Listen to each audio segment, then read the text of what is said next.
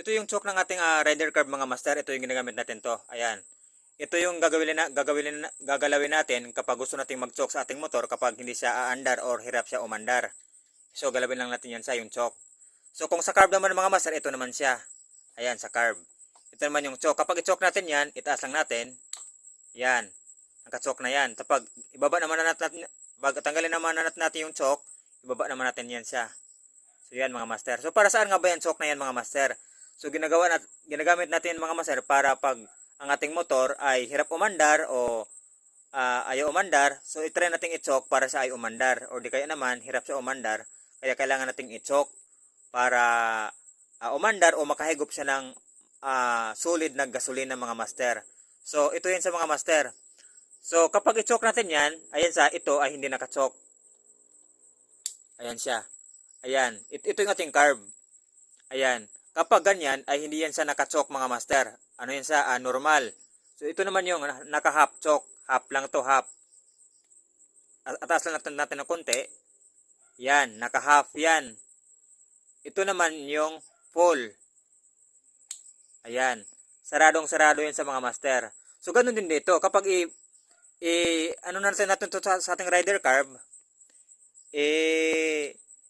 ganyan, naka-half choke yan sa ating carburetor naman dito sa ilalim. Yan sa ilalim, naka-half choke yan. Kung stock yung ating carburetor, no? Ngayon, kung isagad naman natin yan, naka-full choke naman yung tawag yan mga master. So, yan, binalik ko na. So, ngayon, kapag dito sa carb na yan, ito yung carb natin, kapag naka-half choke tayo, ito naka-full choke yan siya. Ayan. Kapag ganyan, ayan, naka-half, ibig sabihin, nahaharangan yung hangin galing sa air cleaner or sa airbox papuntang carburetor. So, nagkukulang siya ng hangin. Ngayon, dahil kulang siya ng hangin, mapipilitan ang makina natin na humigop ng maraming gasolina. Kasi dito sa kukuha ng gasolina sa sa hangin dito sa dalawang butas na to. Yan. Yung dalawang butas na yan. So, ngayon, kapag i-full choke naman natin, taas pa natin, ayan, so wala na talaga siyang sarado na talaga siya. Ngayon, dahil wala na siyang hangin, dahil sarado na siya, wala na siyang mahihigop na hangin galing sa airbox natin. So mapipilitan ng ating motor na hihigop siya ng maraming hangin dito sa dalawang butas na ito. Ayan. Dalawang butas na yan. Ito. Ito sa mga basa ito. Yan, dalawang butas na yan. So yung dalawang butas na yan ay dyan sa kukuha ng maraming hangin. At yung hangin na yan ay masasama dyan yung gasolina natin sa ating carburetor. So kapag marami sa makukuha hangin dito, marami sa makukuha gasolina. So pag marami sa makukuha gasolina, kaya aandar yung ating motor kahit wala ganong nakukuha hangin kasi marami siyang gasolina. So ngayon kapag aandar na siya, kailangan naman natin itong ibaba, i-open para mag-normal nang ang andar ng ating motor.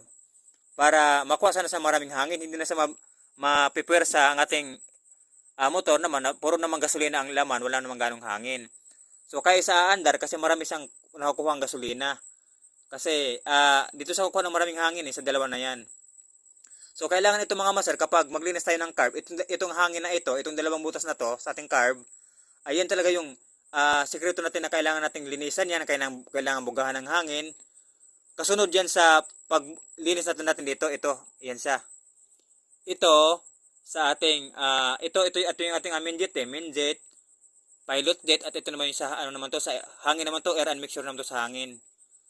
So, yan sa mga master. So kailangan natin yung linisan ito at saka ito. Kasi ito may connection to mga master dito papunta dito.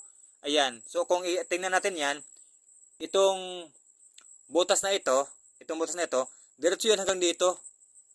Tagos yan hanggang dito sa kabila. Yan, ito yan sa tagos yan dito hanggang dito. Yan. Tapos dito, mayroon yung butas yan dito sa ating main jet saka sa pilot jet. May connection yan sila dito.